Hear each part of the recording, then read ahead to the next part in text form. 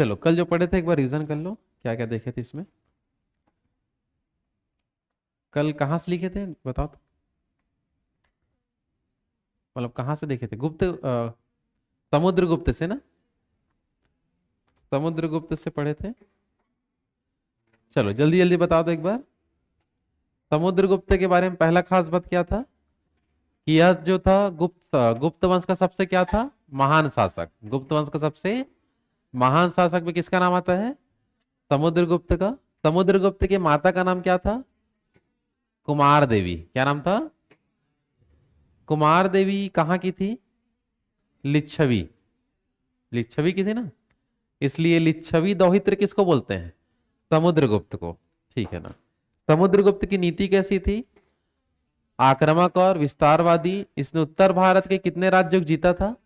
9। और दक्षिण भारत के 12 राज्यों को जीता था। समझ आ पा रहा है? और बी ए स्मिथ की एक पुस्तक था जिसका नाम क्या था? Early history of India. इसमें क्या बताया गया है? समुद्रगुप्त का नाम क्या मिला है? थोड़ा जोर से बोलो। पढ़े हो कि नहीं पढ़े ये बताओ बस। तो बताओ ईमानदारी से, अगर पढ़े होगे तो। और नाम मात्र यदि पढ़ते होगे तो नहीं बताओगे, सीधा बात है, ठीक है। वो अपने आप में गलती रहता है। पढ़ना है कि नहीं पढ़ना आप देख सकते हो। चलो इसमें देखते हैं ध्यान से। पुराणों में बताया गया है कि समुद्रगुप्त का जो घोड़ा है वह कितने समुद्र का पानी पीता है? 3 समुद्रों का। इसका अर्थ क्या है कि वो संपूर्ण दक्षिण भारत को जीत लिया था, पूरा क्षेत्र उनका ही हो चुका था। और इसी ने अश्वमेध यज्ञ करवाया था बहुत सारे। और कौन सी उपाधि लिया था? अश्वमेध कर्ता। कौन सी उपाधि? अश्वमेध कर्ता उपाधि लिया था। और इसके विजय अभियान की चर्चा कौन से अभिलेख में किया गया है? प्रयाग प्रशस्ति। प्रयाग प्रशस्ति अभिलेख किसका है? उसी के दरबार में कौन रहता था? हरिसेन। कौन रहता था? तो हरिसेन के संबंध में हरिसेन का अभिलेख कौन सा था हमारा? प्रयाग प्रशस्ति। इसी में इसके विजय अभियान की चर्चा हम लोग देखे थे, हाँ है ना। चलो, और इसके बाद जो अगला जो शासक आएगा, जो कि जिसका नाम क्या रहेगा? समुद्रगुप्त का ही तो पूछ रहा हूं अभी मैं। क्या बताते हैं, समझ से परे लगता है। समुद्रगुप्त का ही तो पूछ रहा हूं जब से अभी तक मैं, आप किसका बता रहे हो? चलो इसके बाद कौन आएगा शासक बता दो। समुद्रगुप्त के बाद शासक आया था रामगुप्त। कौन आया था? रामगुप्त। रामगुप्त की पत्नी का नाम ध्रुव स्वापिनी। क्या नाम था? और रामगुप्त के भाई का नाम क्या था? जोर से बोलो। चंद्रगुप्त द्वितीय। तो चंद्रगुप्त द्वितीय ने किसकी हत्या किया था? रामगुप्त की। और किससे शादी किया था? ध्रुव स्वापिनी या देवी से क्या किया था? विवाह। पत्नी बोलने से काम थोड़ी चलेगा, नाम बताना है। उसकी पत्नी तो नाम बताओ क्या है? देवी या क्या था? ध्रुव स्वापिनी। और इसी को देखते हुए एक पुस्तक आया था देवी चंद्रगुप्तम। कौन सी पुस्तक? तो देवी चंद्रगुप्तम जो पुस्तक है जिसके लेखक बताओ? विशाख दत्त। कौन है बता दो? विशाख दत्त के द्वारा लिखा गया था। समझ आ पा रहा है? फिर देखे थे अपन इसके बाद समुद्रगुप्त के बाद क्या पढ़े थे? चंद्रगुप्त द्वितीय के बारे में। चंद्रगुप्त द्वितीय को कहा जाता है शक विजेता। क्या बोलते हैं? शक विजेता। और भी बहुत सारी जानकारी हम लोग देख चुके थे। समझ आ पा रहा है? बस एक बार आपको अच्छे से याद रखना है, फिर आगे बढ़ते जाएंगे। तो बहुत सारे लोगों के बारे में अध्ययन किए थे, आ रहा समझ में। और हमारा कौन सा वंश खत्म हो गया था? गुप्त वंश। गुप्त वंश का सबसे अंतिम राजा कौन था? सबसे अंतिम राजा विष्णुगुप्त। क्या नाम था? विष्णुगुप्त था। उसके बाद ये जो गुप्त वंश धीरे धीरे छोटे छोटे सामंतों में बढ़ गए थे पूर्ण आक्रमण की वजह से। और उसी में से एक सामंत कौन निकलेगा, मतलब आगे चल के कौन एक नया वंश का उद्भव होगा हमारा? वर्धन वंश, जिसका स्थापना कौन किया था? पुष्यभूति। कौन करेगा? पुष्यभूति करेगा। समझ आ पा रहे हैं, हाँ कि नहीं? तो आज हम पहले देखेंगे हुणों हुणों के बारे में, समझेंगे कि क्या क्या है। और हुणों के बाद हम पढ़ेंगे वर्धन वंश के बारे में। किसके बारे में? और वर्धन वंश के बाद उत्तर भारत का जो इतिहास है, प्राचीन इतिहास, वो खत्म हो जाता है। समझ आ रहा है? क्योंकि उसके बाद कोई भी हिंदू शासक नहीं आया लगभग। वर्धन वंश के बाद देखेंगे, वर्धन वंश में आगे राजा को समझोगे। उसके बाद लगभग 200 वर्षों तक कोई उत्तर भारत में महान शासक आए ही नहीं। फिर मुस्लिम आक्रमण चालू हो गया और मुस्लिम आक्रमण वाले आए और यहाँ शासन चालू कर देते हैं। समझ आ पा रहे हैं, हाँ कि नहीं? चलो, तो हूणों के बारे में देख लो, क्या क्या पता होना चाहिए। चलो, हूणों के बारे में देख लो। सबसे पहले देखेंगे यह किस टाइप के लोग होते थे। तो ये होते थे खाना बदोश। क्या होते थे बता दो? खाना बदोश का मतलब जगह जगह जाते थे, लूटपाट करते थे और वहां से फिर चले जाते थे। समझ आ पा रहा है ना?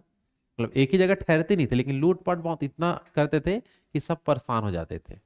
तो इस टाइप के जो लोग होते हैं, जो कहीं गए, आक्रमण किए, फिर वहां से लूटपाट करके फिर कहीं और चले जाते थे, तो इस टाइप के लोगों को क्या बोलते हैं? खाना बदोश। क्या बोलते हैं? खाना बदोश के नाम से जानते हैं। और ये जो लोग मुख्य रूप से देखने मिलता है, इनका जो मुख्य क्षेत्र था वो कहाँ इनका रहते थे? ज्यादातर फारस में लोग रहते थे। ठीक है, कहाँ रहते थे? फारस, है ना? और मुख्य रूप से फारस से रहते थे। और इन्होंने अपनी राजधानी किसको बनाए थे? बमियान क्षेत्र को इन्होंने अपनी क्या बनाई थी? राजधानी। भारत में इसका हम बात करें आक्रमण को लेके, तो हूण आक्रमणकारी में दो लोगों का नाम फेमस होता है भारत में। एक जिसका नाम है, क्या बता दो? तारामाण। क्या नाम है? तारामाण। और दूसरा जिसका नाम क्या है? मिहिर कुल। क्या नाम है? तो ये दोनों व्यक्ति थे जो हूण आक्रमणकारी में फेमस हुए। समझ आ पा रहा है? पहला नाम बता दो, क्या था? तारामाण। क्या नाम था? तारामाण। दूसरा मिहिर कुल। दूसरा क्या था? मिहिर कुल आपका था। क्लियर आता सबका? है ना? चलो, तो ये जो मिहिर कुल था, इसके बारे में ये बताया गया था कि ये था बौद्ध विरोधी। क्या था बता दो? बौद्ध धर्म का विरोध करता था और मूर्ति भंजक था। मतलब जो भी मूर्ति वगैरह रहता था उसका पूरा विनाश करता था जा जाके। समझ आ पा रहा है? तो मिहिर कुल जो हूण जाति के थे, मुख्य रूप से क्या था बता दो? बौद्ध विरोधी था। और क्या था? मूर्ति भंजक। तो बौद्ध धर्म की जो भी मूर्तियां उर्ति जो रहेंगे, वो सब का इसने क्या किया था? विनाश। समझ आ पा रहा है? और ये जो हूण आक्रमण भारत में हुए थे, इसकी जानकारी हमको कहाँ से मिलती है? तो जूनागढ़ अभिलेख से। कहाँ से मिलता है? जूनागढ़ अभिलेख से जानकारी मिला है कि हूण आक्रमण हुए थे भारत में। समझ आ पा रहा है ना? तो हूण आक्रमण की जानकारी किस अभिलेख से मिलती है बोलेंगे तो जूनागढ़ अभिलेख से हमें प्राप्त होता है। समझ आ पा रहा है, हाँ कि नहीं? तो हूण किस टाइप के लोग होते थे? खाना बदोश। इनका मुख्य क्षेत्र क्या था? फारस। राजधानी क्या बनाए थे? बामियान। हूण आक्रमणकारी में दो लोग फेमस हुए, पहला तारामाण और दूसरा मिहिर कुल। मिहिर कुल किस टाइप का था? बौद्ध विरोधी था और क्या था? मूर्ति भंजक। और भारत में हूण आक्रमण हुई है, इसकी जानकारी किस अभिलेख से प्राप्त होती है? जूनागढ़ अभिलेख से प्राप्त होता है। समझ आ पा रहा है? और हूण आक्रमण किसके समय हुआ था मुख्य रूप से? तो ये हुआ था स्कंद गुप्त के समय। गुप्त जो शासक था, जिसका नाम क्या था? स्कंद गुप्त। उसी के समय क्या चालू हुआ था भारत में? हूण आक्रमण चालू हुआ। और धीरे धीरे हूण आक्रमण इतना ज्यादा प्रभावी हो गया कि गुप्त वंश की समाप्ति हो गई। किसकी समाप्ति हो गई? गुप्त वंश वाले कमजोर हो जाते हैं और उस वंश की क्या हो जाएगी? समाप्ति। लेकिन उनके जो सामंत थे, उनमें से कोई एक आगे बढ़ जाता है। समझ आ पा रहा है, हाँ कि नहीं? और हूणों की दरअसल दो शाखाएं थी जब इन लोग बटे थे फारस ईरान क्षेत्रों से। तो ये दो ग्रुप में बटे थे। कितने ग्रुप में? दो ग्रुप हूण वाले। एक जिसका था पश्चिमी शाखा, क्या था बता दो? और एक हमारा क्या था? ये पूर्वी शाखा। क्या था बता दो? पूर्वी शाखा। जैसे कि अब जैसे मान लो कि यहाँ पास भारत है, तो ईरान वगैरह लगभग इधर होगा मान लो। समझ आ रहा है? तो इधर को हम पूर्व बोलेंगे ना। क्या बोलेंगे? पूर्व। तो हूण वाले एक इधर गए, पश्चिम दिशा में गए आधे हूण, और आधे किधर गए? पूर्व दिशा में। तो भारत में कौन आएंगे? पूर्वी शाखा। भारत में कौन आएंगे? पूर्वी शाखा के लोग आते हैं। समझ आ रहा है? तो हूण जब ईरान क्षेत्र या फारस क्षेत्र से, ईरान देखो फारस को ही ईरान भी बोलते थे। समझ आ पा रहा है? ईरान से लोग कहाँ है? सबसे पहले अफगानिस्तान। कौन सी शाखा वाले आए? पूर्वी शाखा। पश्चिमी शाखा तो भारत तरफ आएगा ही नहीं, वो तो उधर और चले जाएगा, उससे हमको कोई मतलब नहीं है। भारत में जो आए थे हूण वाले, वो किस शाखा के थे? पूर्वी शाखा। तो पूर्वी शाखा वाले लोग आके सबसे पहले कहाँ बसे? अफगानिस्तान में। कहाँ बसे? और उसके बाद फिर धीरे धीरे भारत में आक्रमण चालू किए। समझ आ पा रहा है? तो हूण क्या है? एक प्रकार का शब्द जो है, हूण एक जाति समूह है। हूण क्या था? एक जाति समूह था। इसका कोई धर्म ही नहीं था। क्या नहीं था? कौन सा धर्म मानते हैं उनको कोई पता नहीं। बस हूण एक क्या था, जाति था, खाना बदोश टाइप के होते थे, जाके लूटपाट करना, धन प्राप्ति करना और फिर वहां से आगे बढ़ जाना। समझ आ पा रहा है? तो इस टाइप के लोग थे। तो हूण क्या है बोलेंगे तो एक जाति है। क्या है बता दो? इनका कोई धर्म था क्या? नहीं था, क्योंकि ये खुद एक प्रकार से क्या थे, पूरे मूर्ति भंजक, सब जितने भी मूर्ति मिलते थे सबको तोड़ देते थे। किसी धर्म से उनको कोई मतलब नहीं था। आया बात समझ में? तो हूणों के बारे में ये सब पता होना चाहिए। क्लियर है तक सबका? हाँ कि नहीं? चलो, तो ये फारस है, ये वाला क्षेत्र फारस ईरान। इधर से कहाँ आए थे बता दो? भारत में लोग आए थे, पूर्वी शाखा वाले लोग। क्लियर है तक सबका? चलो, तो यहां तक हम हूण के बारे में देख चुके हैं। हूणों के कारण ही कौन सी वंश की समाप्ति हुई थी? गुप्त वंश की। और उन्हीं के सामंत लोग कौन सा वंश बनाए थे? वर्धन वंश का निर्माण किए थे। लेकिन इसको हम बोलते हैं पुष्यभूति वंश भी कहते हैं। क्या बोलते हैं? क्योंकि इसका जो संस्थापक था उसका नाम क्या था? पुष्यभूति वर्धन। क्या नाम था? पूरा नाम क्या था? पुष्यभूति वर्धन। तो उसको पुष्यभूति वंश भी बोलते हैं, और इसी के सरनेम के हिसाब से क्या बोलेंगे? वर्धन वंश भी कहते हैं। समझ आ पा रहे हैं? तो गुप्त वंश के जो सामंत थे उन्हीं में से एक सामंत था जिसका नाम क्या था? पुष्यभूति, जो एक नया वंश की स्थापना करेगा, जिसको हम इतिहास में ज्यादातर क्या पढ़ते हैं? वर्धन वंश। क्या बोलेंगे? वर्धन वंश के नाम से जानेंगे। यहां तक क्लियर है सबका? है ना? चलो, तो वर्धन वंश का संस्थापक कौन था बता दो? पुष्यभूति। और यह कौन थे तो क्या बताओगे? गुप्त वंश के क्या थे? गुप्त वंश में एक सामंत के रूप में काम करते थे, लेकिन धीरे धीरे उनके पास जमीन बहुत अधिक हो जाता था और गुप्त वंश कमजोर होते गया, तो ये अपने आप को डेवलप किया था। समझ आ पा रहे हैं? तो वर्धन वंश वाले किसके सामंत? गुप्त वंश। और गुप्त वंश वाले किनके सामंत थे? कुषाणों के। किसके थे बता दो? कुषाणों के जो सामंत हुए थे वो बने थे कौन सा? गुप्त वाले। और गुप्त के जो सामंत हुए वो क्या बने? वर्धन वाले। समझ आ पा रहे हैं? आगे बढ़े। चलो, पुष्यभूति ने अपनी राजधानी किसको बनाया था? थानेश्वर, जो हरियाणा में है, जो इनकी पहली राजधानी थी। बाद में इनका राजधानी चेंज होगा, और वो चेंज क्यों होता उसको आगे हम समझेंगे। समझ आ पा रहा है? तो पुष्यभूति ने अपनी राजधानी किसको बनाया था? थानेश्वर, हरियाणा क्षेत्र को बनाया था। और बाद में राजधानी एक और आएगा, उसको समझेंगे कि उसको कौन बनाता है। ठीक है, चलो। पुष्यभूति की पत्नी का नाम था यशोमती। क्या नाम था? यशोमती। पुष्यभूति ने उपाधि धारण किया था परम भट्टारक। कौन सी उपाधि? परम भट्टारक की उपाधि। और एक है महाराजा धीराज। कौन सी उपाधि? महाराजा धीराज की उपाधि इसने लिया था। समझ आ रहा है? तो दो उपाधि पुष्यभूति ने लिया। पहला कौन सा? परम भट्टारक, और दूसरा महाराजा धीराज। ठीक है। पुष्यभूति के 3 संतान थे। कितने संतान थे? 3। जिसमें से देख लो, बड़ा पुत्र का नाम क्या था? राजवर्धन। छोटा पुत्र का नाम हर्षवर्धन। और इनकी एक पुत्री थी, इसका नाम क्या था? राजश्री, जो आज भी फेमस है। आ रहा समझ में? राजश्री, पारराज, ये सब ठीक है। तो वाला राजश्री नहीं है वो। इनकी पुत्री का नाम क्या है बता दो? राजश्री। तो पुष्यभूति के कितने संतान? 3। बड़े पुत्र का नाम राजवर्धन, छोटे पुत्र का नाम हर्षवर्धन, और पुत्री का नाम राजश्री। समझ आ पा रहा है? याद रहेगा? क्या हो गया? कुछ प्रॉब्लम मंगाना है क्या? आगे बढ़े। चलो, तो फिर से एक बार बता दो इसके बारे में क्या क्या आपको पता होना था। तो पुष्यभूति जो थे, उनके पत्नी का नाम क्या था बताओ? पत्नी का नाम, राजधानी किसको बनाया था? थानेश्वर को। कितने संतान थे? बड़ा पुत्र, छोटा पुत्र, पुत्री का नाम राजश्री। ठीक है ना? किनके सामंत थे ये? गुप्त वंश हो गए। ठीक है। वर्धन वंश के संस्थापक कौन थे? पुष्यभूति। राजधानी किसको बनाया था? थानेश्वर, हरियाणा। ठीक है ना? उपाधि 2 ठो लिया था। पहला बताओ? परम भट्टारक, और दूसरा महाराजा धीराज। क्लियर है तक सबका? चलो, अब थोड़ा समझते हैं। ये जो बहुत ही कॉम्प्लिकेटेड चित्र दिख रहा होगा आपको, ठीक है नहीं? इसी को आपको एकदम ध्यान से समझना है कि इसमें क्या क्या बताया जा रहा है। ठीक है। चलो, तो यहाँ पर हम देखते हैं, ये है थानेश्वर, हरियाणा वाला इलाका मान लेते हैं, है ना? यहाँ मेन जो देखेंगे, संस्थापक जो था वर्धन वंश का कौन था? पुष्यभूति।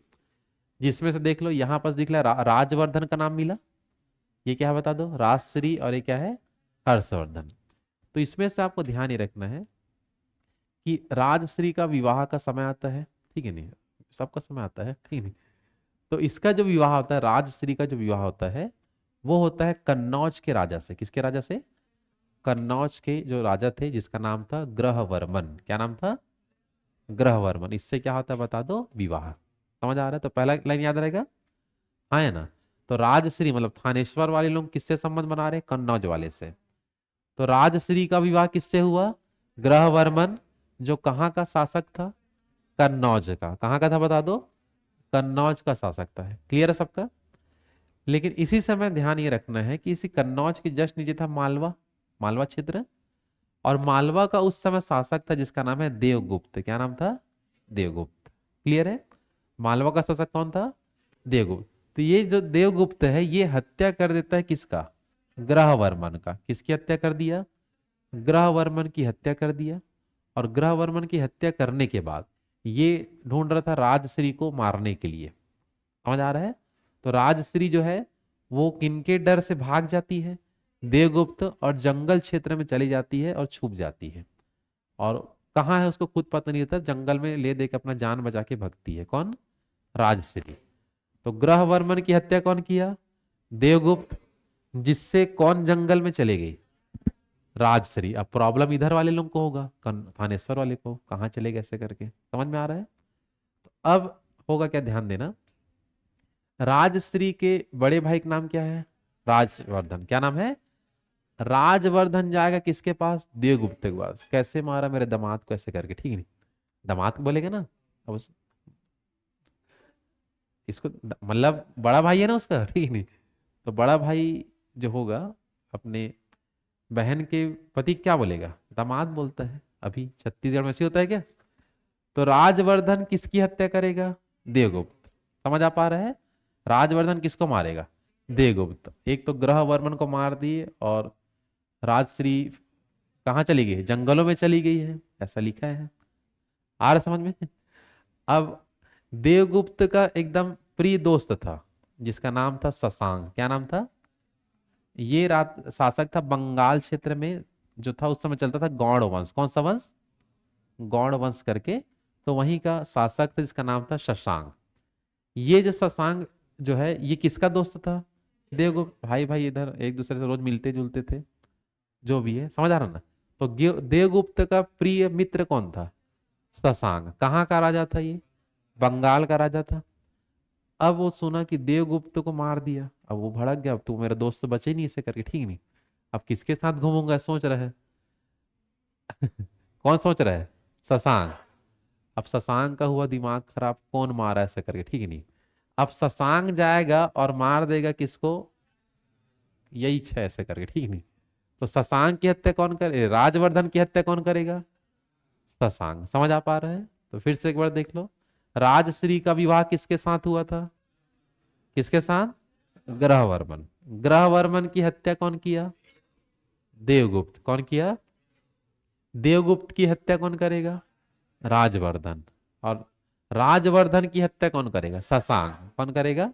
शशांक। अब इस पूरे मतलब फिल्म में बोल सकते, ठीक नहीं, कौन बचा हुआ है अब? और कौन बचा है? शशांक। अब इनके बीच लड़ाई होना है। समझ आ रहा है? तो अब हर्षवर्धन जो होगा वो किसको मारेगा? शशांक को। किसकी हत्या करता है? शशांक की हत्या करेगा। लेकिन उससे पहले इसने और भी कुछ कुछ कार्य किए थे, जैसे कि ये बोधि वृक्ष दिख रहा है, तो ये सबको किसने कटवा दिया था? शशांक ने वृक्ष को कटवा दिया था। वृक्ष क्या बाद में और उग जाएगा, तो उसका दिक्कत नहीं है। आज का कंडीशन है ये, अपने समय में कौन से वृक्ष को कटवाया था? बोधि वृक्ष को कटवा दिया था। लेकिन वृक्ष क्या है, जड़ रहेगा तो और उग जाता है। कटवाया था लेकिन पूछा जाता है। समझ आ पा रहा है? तो वो भी किस्सा यहाँ से याद रखना है। क्लियर है सबका? तो ये आपको समझ आ पा रहा है क्या क्या हुआ है? हाँ है ना? तो फिर से एक बार देख लो। राजश्री का विवाह बताओ? ग्रहवर्मन। ग्रहवर्मन की हत्या देवगुप्त। देवगुप्त की हत्या राजवर्धन। राजवर्धन की हत्या शशांक। शशांक की हत्या हर्षवर्धन। तो हर्षवर्धन के सामने दो टास्क था। एक तो शशांक को हराना है, हत्या कर मारना है। कन्नौज को भी संभालना, अब कन्नौज में भी कोई नहीं है, और थानेश्वर तरफ तो खुद बैठा था वो, और राजश्री का भी पता नहीं कहाँ है, वैसे करके, समझ आ रहा है। तो वो एकदम बड़ा तकलीफदायक में था हर्षवर्धन, लेकिन सब सिचुएशन को धीरे धीरे हैंडल किया। तो सबसे पहले ढूंढने गए किसको, राजश्री को। और जंगल क्षेत्र में उस समय जो भी जैसे कि बौद्ध धर्म उस समय ज्यादा चलता था, तो बौद्ध धर्म के जो भी लोग होते थे पूजा पाठ करने वाले, या बौद्ध धर्म के अनुयायी लोग जो होते थे, उन लोग जंगल वंगल में ज्यादा जाते रहते थे कि समझ रहा ना, योग साधना में बैठने के लिए। तो किसी एक बौद्ध धर्म के व्यक्ति के साथ जाएगा हर्षवर्धन, और किसको ढूंढ लेगा, राजश्री। और राजश्री को कहाँ लाएगा, कन्नौज, और कन्नौज में उसको बैठाएगा, और उसके संरक्षक के रूप में वो काम करेगा, कौन, हर्षवर्धन, पूरे जीवन भर। और जीवन भर किसका देख रेख करता है वो, राजश्री का, कहाँ रह के, और कन्नौज को अपनी राजधानी बनाएगा। समझ आ रहा है। पहले उनकी राजधानी क्या था, थानेश्वर, जो कौन बनाया था, पुष्यभूति। अब वहां से हटके पूरा यहाँ आना पड़ा उसको, कन्नौज बहुत बड़ा क्षेत्र था, समझ आ पा रहा है। तो कन्नौज में आया, तो वर्धन वंश की दूसरी राजधानी क्या रहेगा, कन्नौज। कन्नौज क्यों आना पड़ा, समझ पा रहे हैं। अगर राजश्री को फिर यहाँ अकेला छोड़ देते तो फिर उस पर कोई हमला हो जाता है ना। तो उसको पूरा राजश्री का देख रेख कौन करेगा, हर्षवर्धन, कहाँ रह के, कन्नौज में रह के। और जीवन भर वो विवाह करता ही नहीं है, शादी ही नहीं करता हर्षवर्धन। तो हर्षवर्धन का जब काल खत्म होगा तो उसका कोई पुत्र होगा क्या, नहीं। तो उसके बाद उत्तर भारत का इतिहास खत्म हो जाएगा, क्योंकि हर्षवर्धन के बाद कोई हिंदू महान शासक आया ही नहीं जो उत्तर भारत को संभाल सके पूरा। समझ आ पा रहा है, आया ना। तो उत्तर हर्षवर्धन के बाद भारतीय इतिहास का मुख्य रूप से अपन देखेंगे, एक अन्य 200 वर्षों तक लगभग कोई शासन ही किया था हर्षवर्धन के बाद। ठीक है, चलो सामने देख लो। तो मेन हम किसके बारे में पढ़ने वाले हैं, ले देख कौन बचा हुआ है, हर्षवर्धन। सब इधर उधर मार काट हो गया है, ठीक है नहीं। लास्ट में कौन बचा, हर्षवर्धन। तो हर्षवर्धन जब राजा बना था तो उसके सामने दो चुनौती था। कितनी चुनौती, दो चुनौती था, जिसमें सबसे पहला क्या था, राजश्री का क्या लगाना, पता लगाना है कहाँ, फोन ऑन तो है नहीं उस समय का कि फोन लगाया कहाँ है ऐसा करके, ठीक है नहीं। तो पता करना भी बहुत बड़ा तकलीफदायक काम था। और दूसरा, साम्राज्य को संभालना भी है उसको, दोनों चीज को देखना है।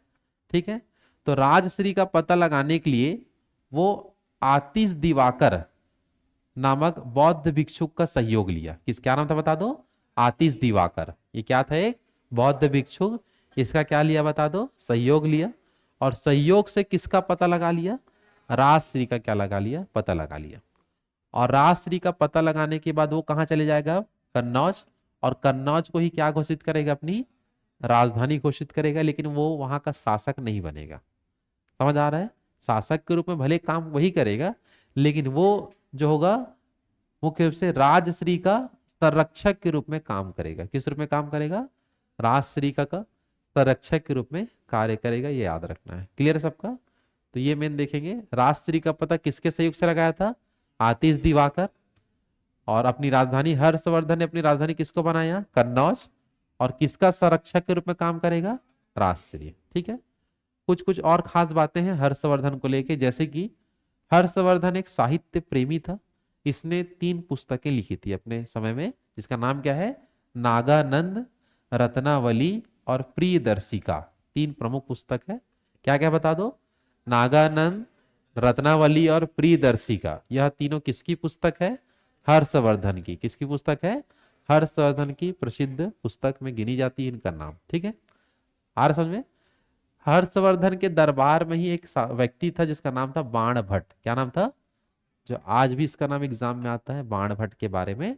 तो बाणभट्ट किसके दरबार में रहता था, हर्षवर्धन के। इसके 2 पुस्तक बहुत ही फेमस हुआ, जिसमें एक है कादंबरी, कौन सी पुस्तक, और एक है हर्ष चरित्र। क्या है बता दो, जिसमें हर्षवर्धन के बारे में पूरा लिखा गया है। समझ आ पा रहा है।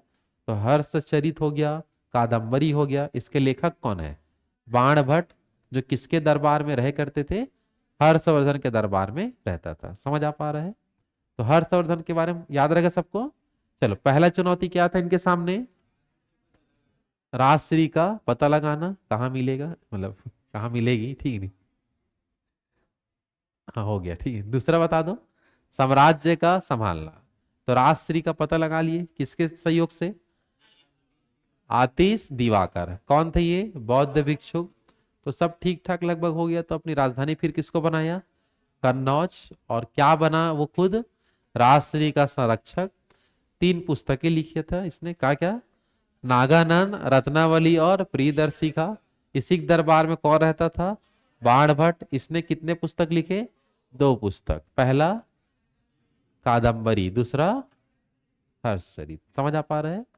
चलो, हर्षवर्धन को ही कहा जाता है शीलादित्य के नाम से भी इसको जाना जाता है इतिहास में। शीलादित्य के नाम से कौन फेमस था? हर्षवर्धन। और इसी को बोलते हैं भारत का अंतिम हिंदू सम्राट। क्या बोलते हैं? भारत का अंतिम हिंदू सम्राट में यही रहेगा। इसके बाद हिंदू सम्राट में कोई महान नहीं रहेगा। 200 साल तक तो पता ही नहीं चला कि कौन है क्या है इधर, ऐसा करके। जब मुस्लिम आक्रमणकारी आएंगे तब वहां नया वंश, नया काल चालू होता है, जिसको हम मध्यकालीन इतिहास बोलेंगे। समझ आ पा रहा है? तो शीलादित्य या दूसरा नाम क्या देखने मिलेगा? भारत का अंतिम हिंदू सम्राट किसे कहा जाता है? हर्षवर्धन को। हर्षवर्धन के समय एक फेमस क्षेत्र था मथुरा। कौन सा क्षेत्र? किस लिए प्रसिद्ध था ये?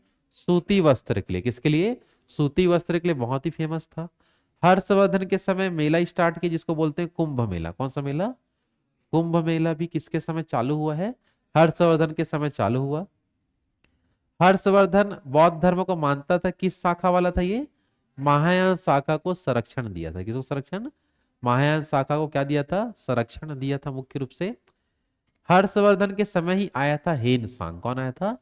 हेनसांग। ये क्वेश्चन भी बहुत आता है, तो एच एच करके याद रखना। कैसे याद करेंगे? H H, Harshvardhan Hiuen Tsang. कैसे याद करेंगे? हर्षवर्धन हेनसांग। और एक अपन याद किए थे FC2 करके, याद है सबको? पाहियान चंद्रगुप्त द्वितीय। पाहियान। और एच एच मतलब हेनसांग हर्षवर्धन, या हर्षवर्धन हेनसांग, जो बोलना चाहो। समझ आ पा रहे हैं? तो हेनसांग भारत कब आया था? 629 ईस्वी में आया। और ये आने के बाद जो नालंदा विश्वविद्यालय था, नालंदा विश्वविद्यालय का निर्माण कौन किया था? कुमारगुप्त। एनके करके याद रखना। एनके समझ आ रहा है ना? नालंदा कुमारगुप्त। नालंदा क्या है? कुमारगुप्त के द्वारा बनाया गया था, है ना? और नालंदा विश्वविद्यालय को आगे चल के जब हम देखेंगे दिल्ली सल्तनत, तो उस समय ध्वस्त हुआ था। उससे पहले तो सब पढ़ाई लिखाई वहां चलता था, है ना? तो जो भी विदेशी यात्री लोग आते थे वहां अध्ययन करते थे और अच्छा पढ़ वढ़ लेते थे, तो वहीं पढ़ाने के भी काम करते थे। समझ आ रहा है? तो हेनसांग आया था, तो यहाँ पहले तो अध्ययन किया, और पूरा अच्छा से अध्ययन करने के बाद यहाँ अध्यापन का भी काम किया, पढ़ाने का भी क्या किया था? काम। समझ आ पा रहे हैं? तो हेनसांग किसके समय भारत आया था? हर्षवर्धन के काल में भारत आया। बात कब का? 629 ईस्वी में भारत आएगा। कौन से विश्वविद्यालय में अध्ययन किया था? नालंदा में। और अध्ययन के अलावा और क्या किया? अध्यापन का भी काम इसने किया था। समझ आ पा रहे हैं? और ये जब आया था हेनसांग एडमिशन के लिए, तो उस समय यहाँ का जो कुलपति था, उसका नाम था शीलभद्र। क्या नाम था? क्योंकि उसने अपने जो पुस्तक में सब चीज को, बायोडाटा सबका लिखा है, सबके बारे में लिखा है कि कौन क्या था, किस टाइप का शासन चल रहा था, हर चीज को अपनी पुस्तक में लिखा, जिसका नाम था सीयू की। कौन सी पुस्तक? तो सीयू की पुस्तक में भारतीय इतिहास का बहुत ज्यादा जानकारी मिला है। ठीक है? जो किसके द्वारा लिखा गया है? हेनसांग। और एक था फोक्यू की। कौन सा पुस्तक? तो फोक्यू की किसका था? पाहियान का। फोक्यू की पाहियान। और सीयू की हेनसांग। सीयू की हेनसांग। और इतना अच्छे से भारत के बारे में बताया, जिसके कारण इसको बोलते हैं यात्रियों का राजकुमार। क्या बोलते हैं?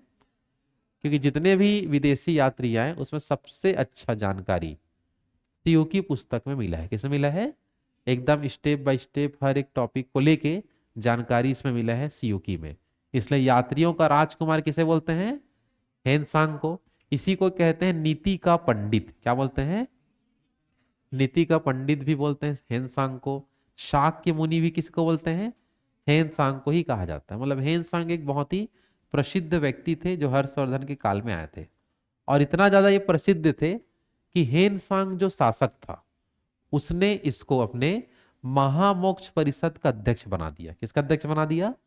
महामोक्ष परिषद का अध्यक्ष किसे बना दिया गया? हेनसांग को। किसके द्वारा? हर्षवर्धन के द्वारा। समझ आ रहा है? लेकिन नियम अनुसार जो महामोक्ष परिषद होता था, उसका अध्यक्ष मुख्य रूप से बनाना होता था ब्राह्मणों को। किसको बनाना होता था? ब्राह्मणों को बनाना पड़ता था। लेकिन ये था चीनी यात्री, उसको बना दिए। तो हेंस हर्षवर्धन के विरोध में बहुत लोग फिर खड़े हो जाते हैं। कौन? ब्राह्मण धर्म वाले। समझ आ पा रहा है? हाँ है ना? क्योंकि नियम क्या था, महामोक्ष परिषद में किसको बैठाते थे? ब्राह्मणों को अध्यक्ष बनाते थे। लेकिन इस बार कौन बन गया? हेन संघ बन गया। इसलिए सब विरोध किसका करने लगे? हर्षवर्धन का। वहीं से उनका विरोध चालू हो जाता है। समझ आ पा रहा है? और हर्षवर्धन के समय ही कन्नौज में एक हुआ था प्रसिद्ध बौद्ध सम्मेलन, जिसको हम पांचवी बौद्ध संगति भी कह सकते हैं। लेकिन है नहीं पांचवी बौद्ध संगति। इतना बड़ा सम्मेलन था, बौद्ध धर्म के इतने लोग इकट्ठा हुए थे, जैसे बौद्ध संगति में इकट्ठा होते थे, जो बहुत सालों बाद होता था। उसी तरीके से देखने मिला था हर्षवर्धन के समय भी। तो पांचवी बौद्ध संगति से तुलना कर सकते हैं, या पांचवी बौद्ध संगति इसको कह सकते हैं। तो हर्षवर्धन के समय कन्नौज में क्या हुआ था बता दो? बौद्ध सम्मेलन हुआ था, जिसको हम पांचवी बौद्ध संगति भी कहते हैं। इससे पहले चार बौद्ध संगति तो हो चुका था, इसको पांचवी बौद्ध संगति बोल सकते हैं। जो किसके समय हुआ था? हर्षवर्धन के समय। कहाँ हुआ था आपका? कन्नौज में। कहाँ हुआ था बता दो? कन्नौज में ही हुआ था। समझ आ पा रहा है? हाँ कि नहीं? चलो तो देख लो ध्यान से। हेन संघ कहाँ का था बता दो? कहाँ से आया था? चीन से। कब आया था? 629 ईस्वी में। कहाँ अध्ययन और अध्यापन किया? नालंदा विश्वविद्यालय। कौन सी पुस्तक लिखा था? सीयू की। हेन सांग को क्या क्या नाम से जाना जाता है? पहला बताओ। यात्रियों का राजकुमार। दूसरा नीति का पंडित। और तीसरा सांख्य मुनि। हर्षवर्धन ने इसे किसका अध्यक्ष बना दिया था? महामोक्ष परिषद का अध्यक्ष बनाया था, जिसका विरोध कौन किए थे? ब्राह्मण वाले। समझ आ पा रहे हैं? हर्षवर्धन के समय ही क्या हुआ था? बौद्ध सम्मेलन, जिसको हम क्या बोलते हैं? पांचवी बौद्ध संगति कहते हैं। समझ आ पा रहे हैं?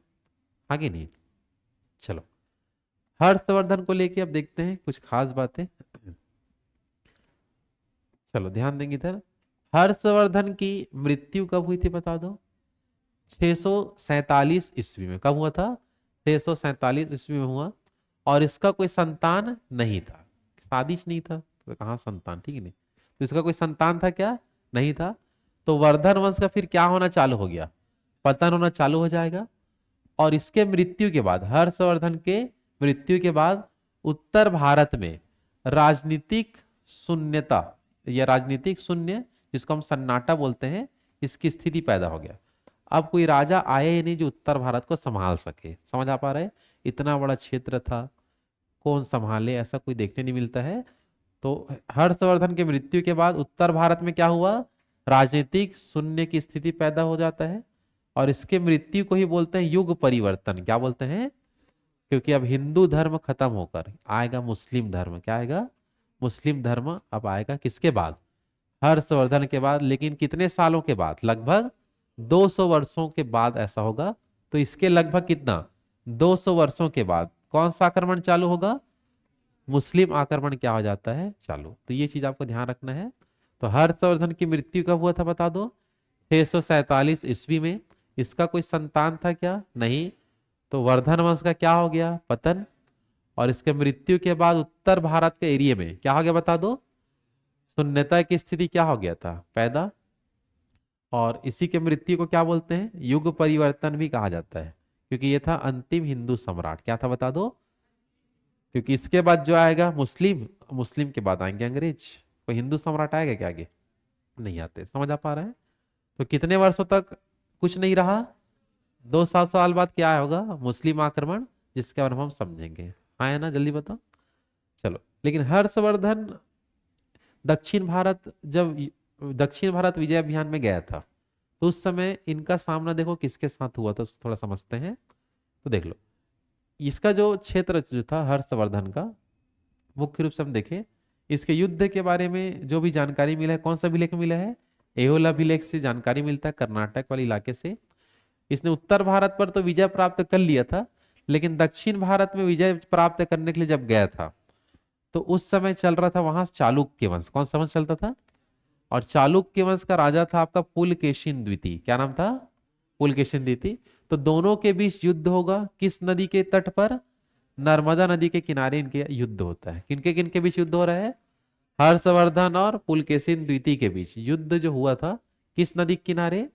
नर्मदा नदी किनारे, जिसमें जीत कौन जाता है? पुलकेशिन द्वितीय क्या हो जाता है? जीत जाता है। ये आपको याद रखना है बस। और इस युद्ध की जानकारी किस अभिलेख से मिलती है? एहोल अभिलेख। और एहोल अभिलेख किसका है बोलेंगे तो पुलकेशिन द्वितीय का है। किसका है? क्योंकि लोग दक्षिण भारत के राजा हैं। कहाँ के राजा हैं? दक्षिण भारत के शासक थे। तो दक्षिण भारत में अलग वंश चलते रहते थे और उत्तर भारत में अलग चलते थे। तो हम दक्षिण भारत के वंश को पढ़ेंगे, उसके बाद प्राचीन इतिहास खत्म। समझ आ पा रहा है? क्योंकि उत्तर भारत का तो एंड हो चुका है और भारत के इतिहास में हम उत्तर भारत को ही पढ़ते हैं। समझ आ पा रहा है? क्योंकि उत्तर भारत में जो राज किया वही पूरे भारत में राज किया मानते हैं। हाँ है ना? और छोटे मोटे राजवंश कहाँ चलते रहते थे? दक्षिण भारत में। तो दक्षिण भारत के राजवंश पढ़ेंगे, उसके बाद क्या खत्म हमारा?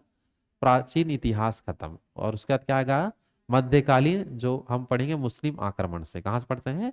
मुस्लिम आक्रमण से मध्यकाल आपका चालू हो जाएगा। समझ आ पा रहा है? मतलब कुल मिला के ये बोल सकते हैं भारत का प्राचीन इतिहास खत्म हो चुका है। बस उसी के पैरेलल में क्या चल रहा था नीचे में? दक्षिण भारत के राजवंश, उसको समझेंगे कि वहां क्या क्या चलता था। आया बात समझ में? हाँ कि नहीं? चलो तो इसको कल करते हैं, दक्षिण भारत वाले। हाँ है ना? आज यहीं तक कर लो, ठीक है? मतलब आज हमारा कौन सा वंश तक हो गया? पूरा वर्धन वंश तक हो चुका है। कल पढ़ेंगे दक्षिण भारत के राजवंश। कल एक दिन में ही लगभग हो जाता है, ज्यादा नहीं रहता वो, ठीक है? तो दक्षिण भारत का राजवंश कल हो जाएगा, मतलब प्राचीन इतिहास खत्म। क्लियर है सबका? हाँ है ना?